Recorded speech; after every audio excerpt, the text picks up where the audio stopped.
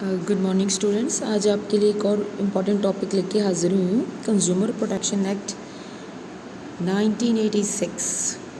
तो consumer protection act, अब जैसे एजुकेशन बढ़ रही है लोगों में, अवेयरनेस बढ़ रही है लोगों में, सप्लायर्स की जो गिनती है वो बढ़ रही है, कंज्यूमर जो है वो चाहते हैं कि हमें रीज़नेबल प्राइसेस पे चीज़ों मिलें, हमें क्वालिटी की जो प्रोडक्ट्स हैं उनको मिलें।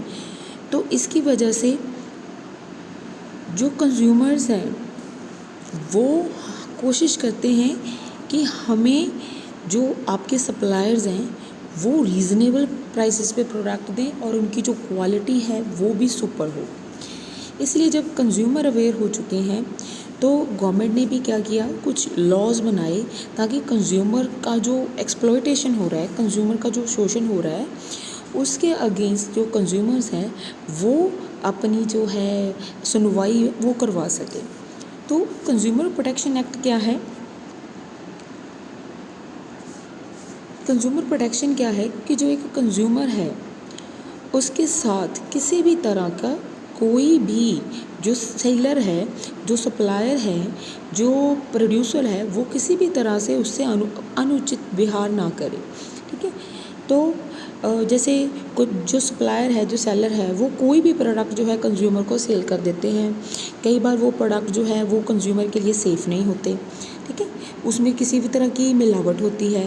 ठीक है, वो जो प्रोडक्ट्स होते हैं वो फेक होते हैं, वो प्रोडक्ट जो होते हैं आर्टिफिशियल जैसे मेडिसिन्स होती हैं, तो उसकी वजह से कंज्यूमर को प्रॉब्लम हो सकती हैं। जितने भी हमारे पास इंडस्ट्रियल यूनिट्स हैं वो क्या करते हैं, बहुत ही डेंजरस जो गैसेस हैं उसको यूज़ करते हैं। इंडस्ट्रियल जो गार्बेज है उसको वो प्रॉपरली डंप नहीं करते हैं। वाटर है, एयर है, नॉइज़ पोल्यूशन क्रिएट करते हैं। तो इसकी वजह से जो सोसाइटी में रह रहे लोग हैं उनको बहुत सारी प्रॉब्लम्स को फेस करना पड़ता है। तो गवर्नमेंट ने क्या किया है, उसके लिए कुछ रूल्स बनाए हैं, कुछ रेगुलेशन बनाए हैं ताकि कंज्यूमर की भी सुनवाई हो सके। तो इसके लिए बनाया उन्होंने कंज्यूमर प्रोटेक्शन एक्ट। तो जो कंज्यूमर है वो जो भी प्रोडक्ट उसको बाय करना चाहता है उसके रिलेटेड जितनी भी इंफॉर्मेशन है वो कंज्यूमर तक पहुंचाई जा सके, ताकि कंज्यूमर ये देख सके, कंज्यूमर ये डिसीज़न ले सके कि उसने उस प्रोडक्ट को बाय करना है या उस प्रोडक्ट को बाय नहीं करना है। तो ये जो प्रोड्यूसर है उसकी वो रिस्पॉन्सिबिलिटी होगी। तो कंज्यूमर की जो प्रोटेक्शन है उसकी ज़रूरत क्यों है? क्यों ज़रूरत है? क्योंकि जो हमारे कंज्यूमर है वो क्या है, अनऑर्गेनाइज्ड ग्रुप है। अनऑर्गेनाइज्ड ग्रुप क्या है कि कंज्यूमर तो बहुत सारे हैं लेकिन उनमें कोई यूनिटी नहीं है, वो एक दूसरे से मिलके परचेज़ नहीं करते, वो रिटेल में बाय करते हैं। तो जब रिटेल में बाय करते हैं तो जो सेलर होते हैं वो उनका क्या करते हैं, एक्सप्लॉयटेशन करते हैं, उनका जो है वो शोषण करते हैं। तो कंज्यूमर जो है वो है तो बहुत ज़्यादा लेकिन वो आपस में एक दूसरे के कॉन्टैक्ट में नहीं है, तो इसलिए जो सेलर है वो उनका शोषण करते हैं। उसके बाद है लोग क्या है, इलिटरेट हैं, इलिटरेसी है हमारे लोगों में, लोगों को इतनी अवेयरनेस नहीं है, लोगों में क्या है, इग्नोरेंस बहुत है। क्योंकि हम क्या समझते हैं कि हमें जो प्रोडक्ट है अगर वो हमें कॉस्टली मिल रहा है, अगर वो प्रोडक्ट हमें महंगा मिल रहा है तो वो प्रोडक्ट क्या होगा, वो बहुत बढ़िया है हमारे लिए प्रोडक्ट। हम हमेशा ये सोचते हैं अगर हमें कोई प्रोडक्ट हाई प्राइसेस में मिलता है तो हम ये मान के चलते हैं कि उसकी क्वालिटी जो है वो क्या होगी, सुपर क्वालिटी का प्रोडक्ट होगा। लेकिन ऐसा नहीं होता, ये हमारी इग्नोरेंस होती है क्योंकि हम जो है प्रोडक्ट को बहुत सोच समझ के बाय नहीं करते।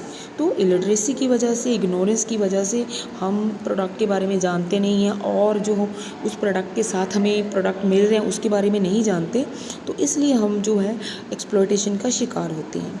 तीसरा होता है डुप्लीकेट प्रोडक्ट। हमें जो है प्रोडक्ट कौन से मिलते हैं, डुप्लीकेट। तो मार्केट में बहुत सारे प्रोडक्ट्स हैं जो हमें ओरिजिनल नहीं मिलते, हमें मिलते हैं डुप्लीकेट। जैसे लैक्मे है, आपको लैक्मे जो है वो मार्केट प्राइस पे दिया जाता है, लेकिन अगर आप कहीं और से लेने जाओ तो वो आपको हाफ़ प्राइस पे भी मिल जाता है। तो ये क्यों होता है? ये इसलिए होता है क्योंकि आपको अवेयरनेस नहीं है, आपको मार्केट में जो है डुप्लीकेट प्रोडक्ट जो है वो आपको सप्लाई किए जाते हैं और आप उनको फुल प्राइस पे बाय भी करते हो, क्योंकि मार्केट में बहुत सारे प्रोडक्ट जो हैं वो डुप्लीकेट अवेलेबल हैं। तो हम प्राइसेस तो पूरा देते हैं लेकिन प्रोडक्ट जो हैं वो डुप्लीकेट बाय करते हैं। उसके बाद है हमारे पास है, कई बार क्या होते हैं जो हमारा एडवर्टाइजमेंट होता है वो भी क्या होता है, झूठा होता है। डिसेप्टिव जो हमारा एडवर्टाइजमेंट होता है, डिसेप्टिव एडवर्टाइजमेंट होता है, यानी कि एडवर्टाइजमेंट में जैसे हमें बताया जाता है, जैसे फेयर एंड लवली है, ये जी आपको जी 1 वीक में आपको गोरा बना देगी, ठीक है जी, आपके जो बाल हैं वो नेचुरल ब्लैक हो जाएंगे। तो ऐसे ऐसे हमें मन लुभावने जो हमें एडवर्टाइजमेंट दिए जाते हैं, जिससे क्या होता है, जो उस एडवर्टीज़मेंट में हम क्या हमें लगता है कि वाकई में हम उन फिल्म स्टार के जैसे ही हम भी फेयर हो जाएंगे, लेकिन ऐसा नहीं होता है। वो हमें गलत इन्फॉर्मेशन देते हैं, हमें मिसलीड करते हैं, हमें रॉन्ग इन्फॉर्मेशन देते हैं, जिसकी वजह से हम उन चीज़ों को बाय कर लेते हैं और हमें बाद में प्रॉब्लम फेस करनी पड़ती है। उसके बाद है जो हमारे बिजनेसमैन हैं वो भी क्या करते हैं, माल प्रैक्टिसेस फॉलो करते हैं। माल प्रैक्टिसेस मीन्स कि जो बिजनेसमैन है वो हमें जो है बहुत ही जो पुअर क्वालिटी की जो गुड्स हैं वो हमें प्रोवाइड करते हैं। पुअर क्वालिटी के प्रोडक्ट्स जो हैं वो हमें प्रोवाइड करते हैं, जो बहुत ही घटिया चीज़ होती है वो हमें प्रोवाइड करते हैं, जो हमारे लिए सेफ़ नहीं होती वो चीज़ें हमें प्रोवाइड करते हैं, जिससे हमें प्रॉब्लम हो जाती है। उसके बाद है कंज्यूमर एक्सप्लॉयटेशन। कंज्यूमर एक्सप्लॉयटेशन के लिए ही हमने क्या किया है, कंज्यूमर प्रोटेक्शन एक्ट को हम बना रहे हैं और गवर्नमेंट ने इंट्रोड्यूस किया है। उसके बाद है कि हम जो कंज्यूमर्स हैं उनके साथ जो भी उनको प्रॉब्लम फेस करनी पड़ती है, जो वो हमारे जो बिजनेसमैन हैं उनके साथ जो उनके कन्फ्लिक्ट्स होते हैं उनको सॉल्व करने के लिए हमने क्या किया है, कंज्यूमर प्रोटेक्शन एक्ट को प्रिपेयर किया है, ताकि उनको जो प्रॉब्लम है वो बहुत जल्दी से सॉल्व हो जाए और उनको जो उनका कंपनसेशन है वो उन्हें जल्दी से मिल जाए। इसलिए हमने कंज्यूमर जो प्रोटेक्शन एक्ट है वो प्रिपेयर किया है। उसके बाद हम बात करते हैं इम्पोर्टेंस की। इम्पोर्टेंस क्या है कंज्यूमर प्रोटेक्शन एक्ट की बात है तो अगर हम बात करें क्यों, एक तो हमारा पॉइंट है कंज्यूमर इग्नोरेंस।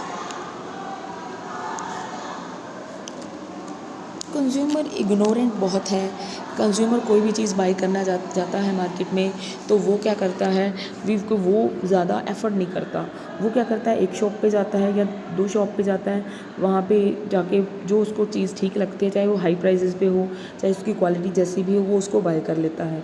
तो कंज्यूमर को अपने राइट्स के बारे में पता नहीं है, कंज्यूमर को अपनी रिस्पॉन्सिबिलिटीज़ का पता नहीं है, वो अवेयरनेस नहीं है कि मार्केट में क्या क्या प्रोडक्ट अवेलेबल है, उनका प्राइसेस क्या है। अगर उनको कोई प्रोडक्ट के रिलेटेड कोई प्रॉब्लम है तो उसने कहाँ उसको उस प्रॉब्लम को कहाँ उसने फाइल करना है, कहाँ उसको उस प्रॉब्लम का सलूशन मिल सकता है। तो कंज्यूमर इग्नोरेंस है, इसलिए कंज्यूमर प्रोटेक्शन बहुत ज़रूरी है।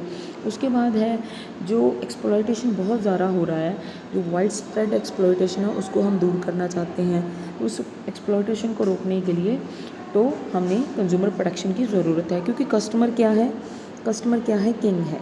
तो कस्टमर किंग है तो उसकी जो एक्सप्लॉयटेशन हो रही है हमने उसको क्या करना है, स्टॉप करना है।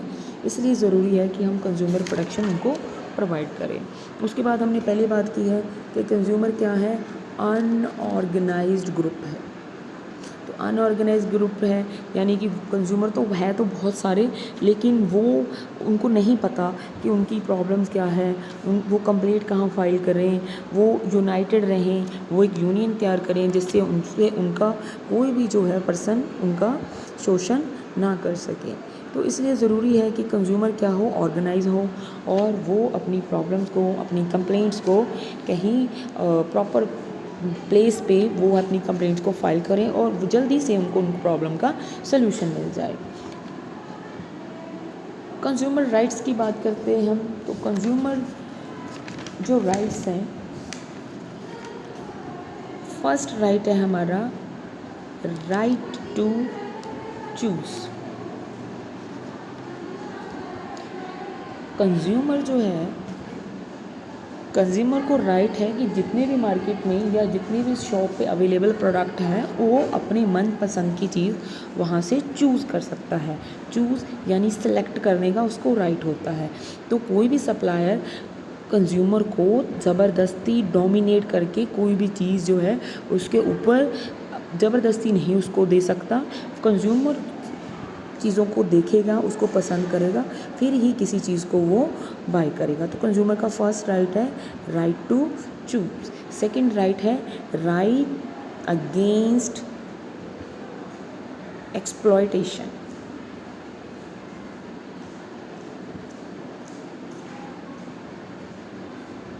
तो कंज्यूमर का राइट है कि वो जो उसको एडवर्टीज़मेंट दे रहे हैं जिसमें उसको बता रहे हैं कि वो ब्लैक से वाइट हो जाएंगे, उनके हेयर है वो लॉन्ग हो जाएंगे, 1 वीक में हो जाएंगे, तो उसके अगेंस्ट भी वो अपनी जो उसको राइट है कि उसके अगेंस्ट भी वो बोल सकता है, कंप्लेंट कर सकता है। तो बहुत सारे ऐसे केसेस आपने देखे होंगे कि जो लोग हैं वो उन एडवर्टीज़मेंट के अगेंस्ट करते हैं कि इससे हमें नुकसान हुआ है, इससे हमें प्रॉब्लम हुई है, हमने ये एडवर्टीज़मेंट देख के कोई प्रोडक्ट को बाय किया लेकिन हमें उससे कोई भी बेनिफिट नहीं हुआ, हमें उससे क्या हुआ, नुकसान हुआ है। नेक्स्ट है right to buy quality products. तो कंज्यूमर को ये राइट है कि वो अपने मनपसंद प्रोडक्ट को बाय करे उनकी क्वालिटी के अकॉर्डिंग, ठीक है, जो उनको अच्छी सर्विसेज दें उन चीज़ों को वो बाय कर सके। तो right to buy quality products.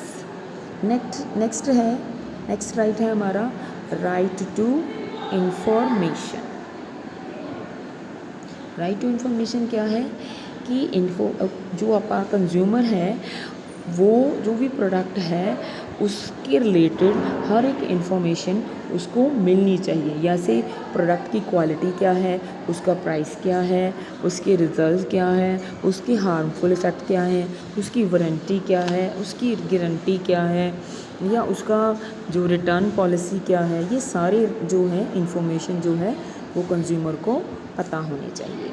उसके बाद है राइट टू सेफ्टी। तो राइट टू सेफ्टी में क्या है कि जो कंज्यूमर है उसको पता होना चाहिए कि कौन सी जो प्रोडक्ट है उसके लिए सेफ़ है या कोई भी चीज़ है उसको खाने से उसको क्या नुकसान हो सकता है। तो इसका जो एग्ज़ाम्पल है वो आपकी है सिगरेट है। सिगरेट की जो पैकेट है उस पर लिखा होता है कि this is a injurious to health, कि जो सिगरेट पीना है वो सेहत के लिए क्या है, हानिकारक है, वो उस पर लिखा होता है। तो इसलिए कंज्यूमर जो चीज़ बाय करना जा रहा है तो उसको पता होना चाहिए कि ये चीज़ मेरे लिए मेरी हेल्थ के लिए क्या है वो ठीक नहीं है। तो वो उसको देख के बाय करेगा, उसको पता होगा ये खाने से मुझे ये प्रॉब्लम हो सकती है, तो वो अगर हैबिचुअल होगा तो वो उस चीज़ को कंज्यूम ज़रूर करेगा। उसके बाद है right redressal of grievance. Redressal of grievance होता है कि जो उसकी शिकायतें हैं वो उसको कहाँ बताए, उन शिकायतों का निपटारा कैसे हो, वो शिकायतें कहाँ जाके बताएं। तो अगर किसी कंज्यूमर को कोई प्रॉब्लम है, अगर वो कोई कंज्यूमर उसको वो किसी प्रॉब्लम से पीड़ित है जिसे हम कहते हैं, तो एक ऐसी मशीनरी होना चाहिए जिसमें जाके वो अपनी कंप्लेंट को फाइल कर सके, जहां उसकी सुनवाई हो सके, जहां उसके प्रॉब्लम का सलूशन हो सके। तो right redressal of grievance. Next है जो आपका राइट है रिसीव प्रॉपर सेटिस्फेक्शन। राइट है आपका रिसीव प्रॉपर सेटिस्फेक्शन। तो कंज्यूमर को क्या होनी चाहिए, प्रॉपर सेटिस्फेक्शन होनी चाहिए। जो कंज्यूमर होगा जो वो प्रोडक्ट वो बाय कर रहा है, सर्विसेज कर रहा है, तो उसको राइट होता है कि वो उससे सेटिस्फाई हो सके, उसे यूज़ करे और उससे सेटिस्फाई हो। तो प्रोडक्ट में, सर्विस में, हर एक में क्वालिटी होती है। जिसे हम कहते हैं यूटिलिटी होती है जिसे हम वांट सेटिस्फाइंग पावर भी बोलते हैं पार। तो ये एक ऐसी प्रोडक्ट की क्वालिटी होती है जिससे कंज्यूमर सेटिस्फाई होता है। हम किसी भी चीज़ को बाय इसीलिए करते हैं क्योंकि वो हमें सेटिस्फाई करते हैं। कोई गुड है, कोई प्रोडक्ट है, कोई सर्विसेज है, जब हम उसको बाय करते हैं तो वो हमें किसी ना किसी तरह से सेटिस्फाई करती है, तभी हम उसको क्या करते हैं, बाय करते हैं। तो ये हमारा राइट है कि हम किसी चीज़ को कंज्यूम करें और आप उससे प्रॉपरली सेटिस्फाई हो सको। नेक्स्ट हमारा जो राइट है वो है right to after sale services. Right to after sale services. After sale services क्या होती हैं कि जब आप किसी प्रोडक्ट को बाय करते हो उसके बाद आपको आफ्टर सर्विसेज दी जाती हैं। जैसे आप कोई व्हीकल परचेज़ करते हो, कोई स्कूटी परचेज़ करते हो, कोई बाइक, कोई कार परचेज़ करते हो, उसके बाद आपको आफ्टर सेल सर्विसेज भी प्रोवाइड की जाते हैं। जैसे कोई प्रोडक्ट है आपका डिफेक्टिव हो जाता है, ठीक है, तो आप उसे एक्सचेंज कर सकते हो। अगर उसमें कोई प्रॉब्लम आ जाती है तब भी आप उसको चेंज कर सकते हो। तो जो भी प्रॉब्लम आती है आपके प्रोडक्ट को सेल करने के बाद, तो आप अगर उसको कोई दिक्कत आ रही है, उसमें कोई आपका जो वारंटी पीरियड में है या गारंटी पीरियड में है, तो अब आप उसको एक्सचेंज कर सकते हो। उसके कोई पार्ट अगर आपको लगता है कि उसमें प्रॉब्लम आई है, उस पार्ट को भी एक्सचेंज कर सकते हो। तो आफ्टर सेल सर्विस में जब आपने प्रोडक्ट को बाय कर लिया उसके बाद भी आपको कुछ सर्विसेज दी जाती हैं, तो आप उन सर्विसेज का बेनिफिट भी ले सकते हो। This is the consumer rights. Next है कंज्यूमर रिस्पॉन्सिबिलिटी। तो कंज्यूमर के राइट्स तो हैं लेकिन उसकी रिस्पॉन्सिबिलिटी भी है। उसको पता होना चाहिए कि मेरे राइट्स क्या हैं, ठीक है। जब वो चीज़ों को बाय करे वो पहले देखे कि उसकी क्वांटिटी कितनी है, उसकी जो उसका प्राइस कितना है, उसकी वारंटी पीरियड क्या है, उसकी एक्सपायरी डेट क्या है। तो ये कंज्यूमर की रिस्पॉन्सिबिलिटी है कि वो इन चीज़ों का ध्यान रखे। कंज्यूमर को चाहिए कि उसको अपने राइट्स का पता होना चाहिए, ठीक है ना। तो आपके राइट्स तो हैं लेकिन आपको पता भी तो होने चाहिए कि आपके कौन से राइट्स हैं, कौन कौन से राइट्स हैं आपके, ताकि आपके साथ किसी तरह का कोई जो है वो धोखा ना कर सके, आपका शोषण ना कर सके। आपको पता होना चाहिए कि राइट टू चूज़ मेरा राइट है, राइट टू सेफ्टी मेरा राइट है, ठीक है। प्रोडक्ट का प्राइस क्या है, उसकी क्वालिटी क्या है, उसकी टाइप क्या है, आफ्टर सेल सर्विसेज क्या है, अगर ये प्रोडक्ट मुझे सेटिस्फाई नहीं करता तो मुझे क्या करना होगा। तो आपको ये सारी इन्फॉर्मेशन जो है पता होना चाहिए। आपको क्वालिटी कॉन्शियस भी होना चाहिए, ठीक है जी। क्वालिटी कॉन्शियस भी आपको होना चाहिए। क्वालिटी कॉन्शियस मतलब जैसे आप कोई प्रोडक्ट को परचेज़ कर रहे हो तो आपको ISI मार्क देखना चाहिए कि वो प्रोडक्ट ISI मार्क है, या वो कोई प्रोडक्ट है जैसे आप कोई खरीदते हो एग मार्क है उस पर, एग्रीकल्चर कोई प्रोडक्ट खरीद रहे हो आप। अगर आप कोई प्रोडक्ट जैसे वूल मार्क है आपका, वूल मार्क जैसे कोई प्रोडक्ट आप वूलन का कोई परचेज़ कर रहे हो, जैसे आप कोई मिल्क परचेज़ करो पे FSSAI का मार्क है। तो कोई भी प्रोडक्ट परचेज़ करने से पहले आप देखो उसको, जो जिसने भी उस प्रोडक्ट को तैयार किया है, क्या उस प्रोडक्ट को तैयार करने वाला जो पर्सन है उसने जो गवर्नमेंट की गाइडलाइंस हैं, गवर्नमेंट ने जो आपको रूल्स बताए हैं उस अकॉर्डिंग उस प्रोडक्ट को तैयार किया है, क्या वो प्रोडक्ट आपके लिए डेंजरस तो नहीं है। तो इन चीज़ों को आपने ध्यान में रखना है, ये आपको कोई आकर बताएगा नहीं, ठीक है। ये समझा जाएगा कि आप अवेयर हो, आप समझदार हो, आप एजुकेटेड हो, तो आपको प्रोडक्ट की क्वालिटी के बारे में भी देखना चाहिए। उसको बाद आपने देखना है कि जो कंज्यूमर है आपको किसी तरह का गलत प्रोडक्ट तो नहीं दे दिया, आपको कोई फेक प्रोडक्ट तो नहीं दिया, तो आपने किसको कंप्लेंट करनी है। तो आपको ये पता होना चाहिए कि आपने जो अपनी कंप्लेंट है वो किसको फाइल करनी है। जो आपकी रिड्रेसल कमेटी बनी हुई है उसका आपको पता होना चाहिए कि आपकी जो रिड्रेसल जो मशीनरी है, जो आपकी कमेटी है, वो कहाँ पे आप जो है कंप्लेंट को फाइल कर सकते हो।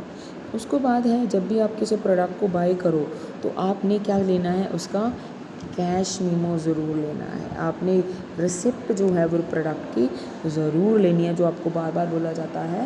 तो कैश मीमो आपने ज़रूर लेना है, जिससे आपको एक प्रूफ हो जाएगा कि आपने वो प्रोडक्ट को उसी शॉप से परचेज़ किया है। उसके बाद जब भी आप कोई प्रोडक्ट को एडवर्टीज़मेंट देख के बाय करने जा रहे हो तो आप उस एडवर्टीज़मेंट को भी ध्यान से देखें, ठीक है जी, उसका एवेल्यूएशन करें। हो सकता है उसको प्रोडक्ट के बारे में आपको बहुत ज़्यादा एग्जीगरेट करके बताया हो, बढ़ा चढ़ा के बताया हो, ठीक है ना। तो आपने जब भी किसी प्रोडक्ट को बाय करना है तो उसको ध्यान से देखना है, उसको ध्यान से आपने उन चीज़ों को देख के अपनी किसी भी प्रोडक्ट को बाय करना है। उसके बाद देखिए कंज्यूमर प्रोटेक्शन एक्ट की बात कर रहे हैं तो आपकी जितनी भी कंप्लेंट्स होती हैं वो हर एक जो है वो सिविल कोर्ट तक नहीं पहुंच सकती, ठीक है। तो आपको पता ही होगा कि हमारी जो कोर्ट है उसमें बहुत सारे केसेस ऑलरेडी पेंडिंग है, क्योंकि हमारे पास इतनी जो जजेस की कमी है तो उसकी वजह से बहुत सारे केसेस जो हैं वो हमें फास्ट ट्रैक पे डालेंगे, जो आपकी कोर्ट्स हैं उसमें बनाए गए हैं। तो हर एक केस को जो है सिविल कोर्ट में जो है वो सॉल्व नहीं किया जा सकता, तो इसलिए गवर्नमेंट ने क्या किया है, एक अलग से ही मशीनरी तैयार की है। तो इंडिया में जो है कंज्यूमर को जल्दी जस्टिस मिल सके तो इसके लिए जो कंज्यूमर प्रोटेक्शन एक्ट 1986 जो है उसको पास किया गया है, कंज्यूमर प्रोटेक्शन एक्ट 1986। तो 1993 में और 2002 में इसमें जो है मॉडिफिकेशन की गई थी, इसमें सुधार किया गया था, जो भी इसमें एक्स्ट्रा चीज़ें हैं वो ऐड की गई थी कंज्यूमर प्रोटेक्शन एक्ट 1986 में। तो इसमें क्या है, इसमें जो ये जो एक्ट है वो किस पे लागू होगा, ये ऑल आइटम्स पे लागू होगा, ऑल आइटम्स में इसमें वो इसमें 1993 में जो इसमें संशोधन किया गया था वो भी उसमें इन्होंने शामिल की है। तो इसमें जो चीज़ें जो लोगों की लाइफ को नुकसान पहुंचाती हैं, ठीक है, अगर उसको कंज्यूमर को उसके बारे में ना बताया गया हो, उसके प्रोडक्ट है उसके क्या इम्पैक्ट होंगे, उसका बेनिफिट क्या होगा, ठीक है, तो ये सारा कुछ उसमें इंक्लूड किया। कोई भी आप घर बना रहे हो उसकी जो आप उससे जो सर्विसेज ले रहे हो, कोई आपने मकान बनाने के लिए कोई भी एम्प्लॉय लेबर लगाई है, उसकी जो सर्विसेज है वो भी इसमें इंक्लूड किए हुए हैं। इसमें जो सेक्टर हैं वो कौन कौन से आते हैं, जो पब्लिक सेक्टर आ जाते हैं इसमें, ठीक है, पब्लिक सेक्टर है, प्राइवेट सेक्टर है, ठीक है, जो ये सारे सेक्टर जो हैं इसमें इन्वॉल्व हैं। उसके बाद हम बात करते हैं जो भी इसमें जो आप कंप्लेंट करते हो उसमें आपको क्या दिया जाता है, कंपनसेशन। तो ये कंपनसेशन से रिलेटेड जो है वो सर्विसेज इसमें प्रोवाइड की जाती हैं। तो इसमें ये भी बताया जाता है कि जितने भी आपके सेफ्टी मेजर है, सेफ गार्ड है, वो भी आपको बताए जाते हैं कि कोई प्रोडक्ट है या जो कोई सर्विसेज है अगर आप उससे सेटिस्फाई नहीं हो तो वो भी इसमें इंक्लूड किया गया है, ठीक है। इसमें ये भी है कि आप जितने भी कंज्यूमर हैं वो कलेक्टिव भी कंप्लेंट कर सकते हो, जैसे मेरे को भी प्रॉब्लम है, 10 लोगों को और प्रॉब्लम है, तो हम मिलजुल के भी कंप्लेंट कर सकते हैं। ज़रूरी नहीं है कि हम एक एक करके कंप्लेंट करें, हम सब मिलके भी कंप्लेंट कर सकते हैं, ठीक है। तो इसमें ये भी कोशिश की जाती है कि जो कंप्लेंट्स मीनिंगलेस कंप्लेंट्स हैं हम उसको ना करें, ठीक है। जो कंप्लेंट्स इंपॉर्टेंट जिसमें आपको काफ़ी नुकसान हो रहा है, जिससे आपको हेल्थ का नुकसान हो रहा है, वो आप उसमें जो कंप्लेंट है वो फाइल करें। जो बेमतलब की प्रॉब्लम्स हैं आप उनको वहाँ पे इंक्लूड ना करें।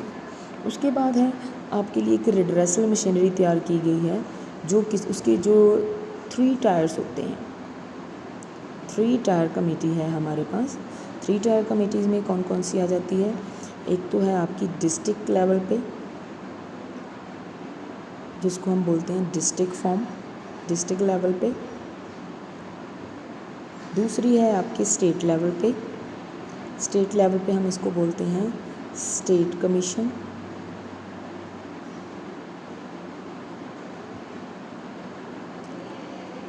तीसरी हमारी जो होती है वो है हमारे पास नेशनल लेवल पे, जिसे हम क्या कहते हैं, नेशनल कमीशन।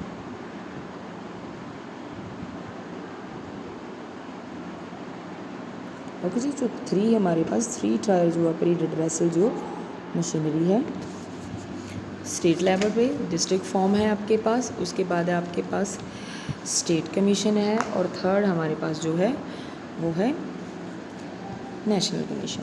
तो अगर हम स्टेट, पहले तो हम डिस्ट्रिक्ट फॉर्म की बात करेंगे कि डिस्ट्रिक्ट फॉर्म पे कितनी अमाउंट तक आप कंप्लेंट कर सकते हो, कौन कंप्लेंट कर सकते हो। तो जो एक स्टेट गवर्नमेंट है वो डिस्ट्रिक्ट लेवल पे कंज्यूमर की जितने भी डिस्प्यूट्स हैं उनको सॉल्व कर सकती है। तो डिस्ट्रिक्ट फॉर्म पे एक जो होता है वो आपका हेड होता है, जैसे हम प्रधान बोलते हैं, एक आपका हेड होता है, उसके बाद 2 जो है उसके मेंबर्स होते हैं। ठीक है, डिस्ट्रिक्ट में एक हेड होता है, 2 उसके मेंबर्स होते हैं, और उन 2 मेंबर्स में एक क्या होती है, जो आपके 2 मेंबर्स हैं, 2 मेंबर हैं, उसमें एक आपके पास होगी लेडी, 2 मेंबर्स, और उसके साथ आपके पास क्या होगी, एक लेडी होगी। ठीक है, जो वो लेडी होगी, जो आपका जो चेयरमैन होगी, वो उसके पास जो उसकी क्वालिफ़िकेशन है वो क्वालिफ़िकेशन जज जितनी होनी चाहिए। जो एक जज की क्वालिफ़िकेशन है उतनी क्वालिफ़िकेशन उसके पास होनी चाहिए। तो और उनकी जो एज है वो 35 ईयर से कम नहीं होनी चाहिए, 35 ईयर उनकी एज होनी चाहिए, और वो जो है ग्रेजुएट जो है वो ज़रूर होने चाहिए। मिनिमम जो क्वालिफ़िकेशन है उनकी वो ग्रेजुएट होना चाहिए, और इनका जो कार्यकाल होगा, जैसे हम बोलते हैं इनका वर्किंग पीरियड, वो 5 ईयर का होगा, 5 साल के होगा, और इनकी जो उम्र सीमा लिमिट जैसे बोलते हैं एज होगी, वो मैक्सिमम कितनी होगी, 65 ईयर।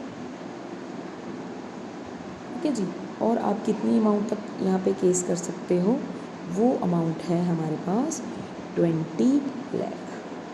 अगर आपकी कंप्लेंट 20 लाख तक है तो आप डिस्ट्रिक्ट फॉर्म में जाओगे। ठीक है, तो 20 लाख तक की आप इसमें कंप्लेंट जो है वो कर सकते हैं।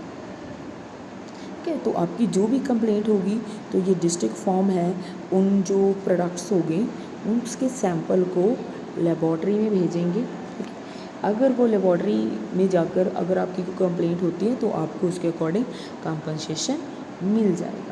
ठीक है जी, उसके बाद अगर आपकी वो कंप्लेंट जो उसका सोल्यूशन निकला है आप उससे सेटिस्फाई नहीं हो, तो आप 30 दिन के अंदर अंदर वो कंप्लेंट आगे स्टेट कमीशन को फॉरवर्ड कर सकते हो। ओके जी, मैं फिर से आपको बता रही हूँ, जो आपका डिस्ट्रिक्ट फॉर्म है उसमें एक चेयरमैन होगा, जैसे हम प्रधान बोलते हैं, एक आपका चेयरमैन होगा, 2 उसके साथ क्या होंगे, मेंबर्स होंगे, और 2 मेंबर्स में एक आपकी लेडी होगी। चेयरमैन की क्वालिफ़िकेशन जज जितनी होगी, और जो 2 मेंबर्स हैं वो ग्रेजुएट होंगे। इनकी जो मिनिमम एज है वो 35 होगी, मैक्सिमम एज जो है आपकी वो 65 होगी आपकी, और क्वालिफ़िकेशन जो है आपकी 35 ईयर होगी। तो ये था डिस्ट्रिक्ट। उसके बाद हम बात करते हैं स्टेट कमीशन की। तो अगर डिस्ट्रिक्ट फॉर्म में आपकी जो डिस्प्यूट है वो सॉल्व हुआ, लेकिन आप उससे सेटिस्फाई नहीं हो, तो वो कंप्लेंट जो है वो 30 दिन के अंदर अंदर आपने स्टेट को करनी होती है, स्टेट कमीशन को करनी होती है। ठीक है जी, तो स्टेट कमीशन में क्या होगा, जो आपका स्टेट कमीशन होगा, एक उसका भी चेयरमैन होगा, एक उसका चेयरमैन होगा,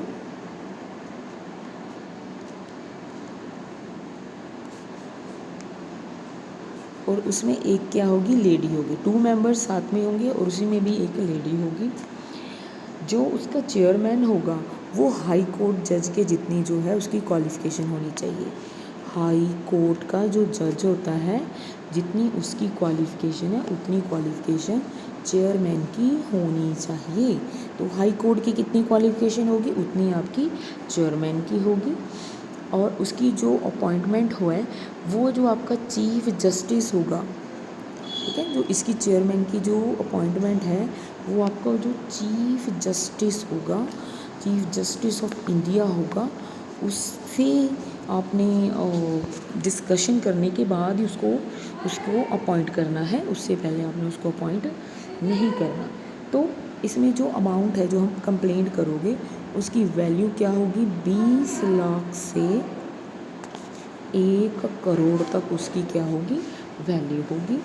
तो अगर आप डिस्ट्रिक्ट लेवल पे सेटिस्फाई नहीं हो जो आपने कंप्लेंट की थी, तो उसके बाद आप कहाँ जाओगे, स्टेट कमीशन में जाओगे। तो इसकी जो अमाउंट होगी वो 1 करोड़ तक आपका जो है वो कंप्लेंट जो है फाइल कर सकते हो।